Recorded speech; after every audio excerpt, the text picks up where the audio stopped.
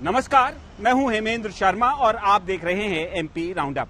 मध्य प्रदेश के खाद्य एवं आपूर्ति मंत्री बिसाहुलाल सिंह के एक बयान ने मुख्यमंत्री शिवराज सिंह चौहान के लिए आजकल एक नई मुसीबत खड़ी कर दी है। बिसाहुलाल सिंह ने यह बयान 24 नवंबर को अनूपपुर में दिया, जिसमें उन्होंने ऊंची जाति की महिलाओं के ऊपर टिप्पणी करते हुए कहा कि ठाकुर समाज की महिलाओं को घर से निकालकर उनसे काम करवाना चाहिए। फिर क्या था, करनी सेना समेत ठाकुर समाज के कई वर्गों ने विरोध किया। बिसाहुलाल सिंह को चूड़ियां भेजी गई। मंत्री जी की गाड़ी का घेराव बीजेपी के दफ्तर के अंदर ही किया गया, जिसके बाद मुख्यमंत्री शिवराज सिंह चौहान और भारतीय जनता पार्टी के अध्यक्ष वीडी शर्मा ने मंत्री जी को तलब किया और उनको हिदायत दी गई कि वो मर्यादा में रहकर ही कोई बयान दें।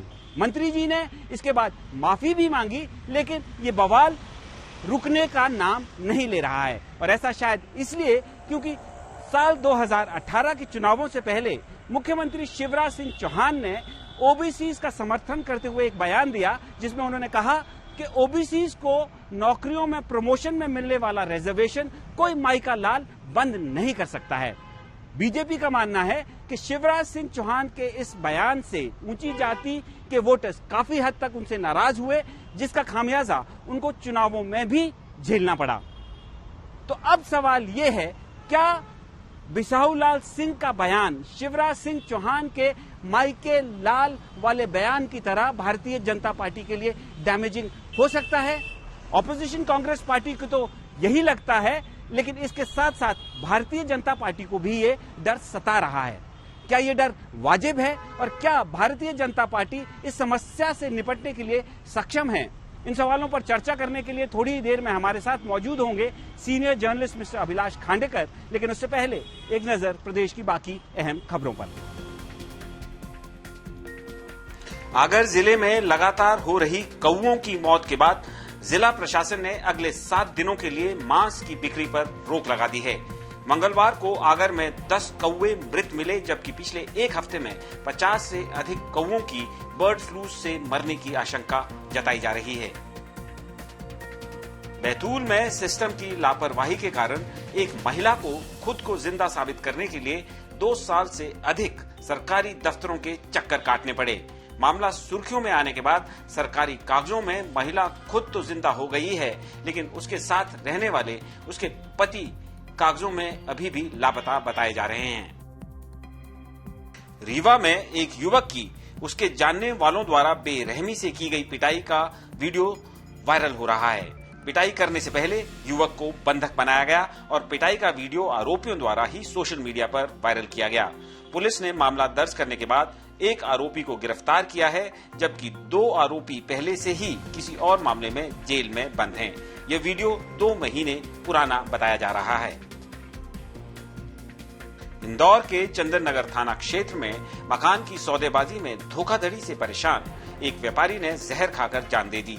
सुसाइड करने से पहले मृतक ने एक वीडियो बनाकर 5 लोगों को अपनी मौत के लिए जिम्मेदार बताया। चंदन नगर पुलिस के अनुसार ग्रीन पार्क कॉलोनी में रहने वाले 46 वर्षीय वाहिद शाह ने सुबह जहरीला पदार्थ खाकर खुदकुशी कर ली। पुलिस मृतक के पास से मिली वीडियो की जांच कर रही है। और अब बारी मध्य प्रदेश के खाद्य एवं आपूर्ति मंत्री के विवादित बयान की और उससे मचे बवाल की। हमारे साथ इस समय मौजूद है senior journalist mister Abhilash Khandekar. Sir, आपका स्वागत है। सर, बिसाहुलाल सिंह ने ऊंची जातियों की महिलाओं के ऊपर टिप्पणी करते हुए कहा कि ठाकुर समाज की महिलाओं को घर से बाहर निकालकर उनसे काम करवाना चाहिए। उसके बाद मध्य प्रदेश में बवाल मचा, पूरे प्रदेश में प्रदर्शन हुए। करनी सेना ने मंत्री जी की गाड़ी का घेराव बीजेपी ऑफिस के अंदर ही किया। शिवराज सिंह चौहान ने उनको बुलाया, डांटा और उनको नसीहत दी कि मर्यादा में रहकर बयान देना चाहिए। लेकिन उसके बाद भी बिसाहुलाल सिंह के इस्तीफे की मांग लगातार की जा रही है। करनी सेना भी दबाव बना रही है, ठाकुर समाज भी दबाव बना रही है। तो आपको क्या लगता है कि भारतीय जनता पार्टी ने और शिवराज सिंह चौहान ने जो बिसाहुलाल को डांट करके मर्यादा में रहने की बात कही है, वो काफी है या उनका इस्तीफा होना चाहिए? देखिए, अब ये तो है पूरा राजनीतिक मामला, और आपने जैसा आप और हम सब लोग देखते हैं कि बिसाहुलाल खुद भी एक जनजातीय पृष्ठभूमि से आते हैं, खुद एक ट्राइबल लीडर हैं। पिछले दिनों भारतीय जनता पार्टी ने आदिवासियों के नाम पर बहुत बड़े यहाँ पर जनजाति गौरव दिवस मनाया और आदिवासियों को अपनी सारी सीट का फोकस करने के हिसाब से उनके ऊपर काफी ध्यान देने की शुरुआत करी शिवराज सिंह जी ने। प्रश्न उठता है कि बिसाहूलाल सिंह ने ये क्यों कहा और उसके बाद उन्होंने माफी मांगने के बाद करणी सेना उनके ऊपर क्यों दबाव बना रही है। लेकिन ये बात सही है कि इसके पहले इस तरीके के स्टेटमेंट और जातिगत राजनीति को ध्यान में रखते हुए लोगों ने जो जातियों की साइड ली थी, उसमें शिवराज सिंह जी ने भी इस तरीके के स्टेटमेंट 2018 में दिए थे और उसमें चुनावों का फायदा, उस जाति के वोटों का फायदा लेने के लिए ओबीसी और इन तरीके के लिए राजनीति करी थी। तो क्या शिवराज सिंह को आज मुख्यमंत्री होने के नाते अपना पुराना स्टेटमेंट याद आ रहा है जिसमें उन्होंने अलग अलग बातें कही थी, जिसके ऊपर भी काफी बवाल हुआ था। आज यदि बिसाहूलाल सिंह यदि इस्तीफा मांगते हैं जो लोग, तो उनको ये भी ध्यान देना चाहिए कि इस तरीके से स्टेटमेंट कांग्रेस ने भी दिए हैं और बाकी लोगों ने लिए। ये बात निश्चित है कि बिसाहूलाल को इस तरीके से बात शायद न करना हो, लेकिन उन्होंने किस पृष्ठभूमि में और किस चीज को सामने रख के उन्होंने स्टेटमेंट दिया है ये तो मैं नहीं जानता, लेकिन अब ये मुझे लगता नहीं कि बवाल थमेगा अभी इतनी जल्दी। अच्छा सर, जैसे आपने कहा शिवराज सिंह चौहान ने भी इस तरह का बयान दिया था साल याद होगा बयान वो उस समय 2018 में माइका लाल उन्होंने कहा था, जिसके बाद अपर कास्ट लामबंद हुए और सपाक्स पार्टी के लोगों ने चुनाव लड़ा और 4-5 हजार का डैमेज जो है भारतीय जनता पार्टी को हर जगह हुआ। हार गई तो क्या जो बिसाहूलाल का जो बयान है सर, क्या वो इसी तरह से डैमेजिंग बीजेपी के लिए आने वाले दिनों में हो सकता है? पंचायत चुनाव यदि ठाकुर लोग और करणी सेना और इन सब लोगों ने इसको राजनीतिक यदि इसको रंग दिया और यदि इकट्ठे हुए कुछ सारी दूर, मेनली जिसको कहते हैं कि रीवा या ग्वालियर चंबल संभाग या जहां पर ठाकुरों के ज्यादा वोट बहुत इंपॉर्टेंट है, तो वहां ये संभावना बन सकती है कि उसको। लेकिन मुझे लगता है कि भारतीय जनता पार्टी इसमें से कुछ रास्ता निकाल लेगी। लेकिन बिसाहूलाल सिंह भी बहुत पुराना नेता है और आदिवासी बैकग्राउंड से आते हैं नेता। अभी पिछले दिनों जब उन्होंने दल बदल किया और उसके बाद फिर उनको मंत्री बनाया है, अब उनको जो समझाइश संगठन ने, भारतीय जनता पार्टी के नेताओं ने, शिवराज सिंह ने दी है, उसके बाद क्या होता है देखना पड़ेगा। लेकिन ये बात सही है, जैसा आपने कहा कि माइका लाल ये मुख्यमंत्री ने उस तरीके से बोला था और उसके बाद बहुत राजनीति हुई थी और उसको खामियाजे भी भारतीय जनता पार्टी को भुगतना पड़ा था। तो बिसाहूलाल के स्टेटमेंट का उतना खामियाजा शायद नहीं वो करना पड़े, क्योंकि बिसाहूलाल कोई बहुत ज्यादा बड़ा स्टेट लेवल का नेता नहीं है, तो कुछ दिनों में ये मामला शायद थम भी सकता है। अच्छा सर, जैसे बिसाहूलाल सिंह ने जो बयान दिया और शिवराज सिंह चौहान ने जो बयान दिया, उसका कंपैरिजन हो रहा है। बीजेपी को तो उस समय भी लगता था और बीजेपी ने उसके बाद करेक्टिव मेजर्स अगर हम देखें चुनाव के बाद, तो अपर कास्ट को लीडर ऑफ ऑपोजिशन दिया, उसके बाद अपर कास्ट ब्राह्मण फेस को स्टेट प्रेसिडेंट बना के लाए। तो अपर कास्ट जो नाराज हुआ था पिछले चुनाव में, उस बयान के बाद उनको साधने की कोशिश की गई। लेकिन क्या बहुत अच्छी बात बोल रहे हैं। ट्राइबल्स की जो पॉलिटिक्स मध्य प्रदेश में बीजेपी आजकल कर रही है, ट्राइबल्स को खुश करने की कोशिश कर रही है, तो क्या ट्राइबल्स को और ठाकुरों को एक साथ बीजेपी खुश रख सकती है मध्य प्रदेश? नहीं, मुझे नहीं लगता है। देखिए, करीब 22 से 23% ट्राइबल्स अर्थात आदिवासी मध्य प्रदेश में रहते हैं और ट्रेडिशनली वो कांग्रेस के वोटर्स होते थे।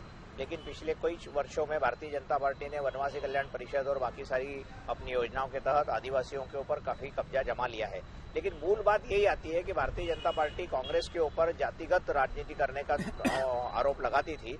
आजकल भारतीय जनता पार्टी सिर्फ जाति की राजनीति कर रही है। ये मुझे बड़े दुख के साथ कहना पड़ रहा है। यदि आपने देखा होगा कि 15 नवंबर को जो मध्य प्रदेश में इतना जनजातीय गौरव दिवस हुआ, उसका गौरव करना जरूरी है, लेकिन सिर्फ आदिवासियों को लेकर लगातार अब नई नई योजनाएं और नई नई बातें हो रही। तो इतने साल तक आदिवासियों के ऊपर यदि सिकल सेल की बात हुई, तो 15 साल के भारतीय जनता पार्टी के राज में आदिवासियों के लिए सिकल सेल की बात और उनकी जो गंभीर बीमारियां, उसके बारे में क्यों ध्यान नहीं दिया, ये प्रश्न भी उठना लाजमी हो सकता है।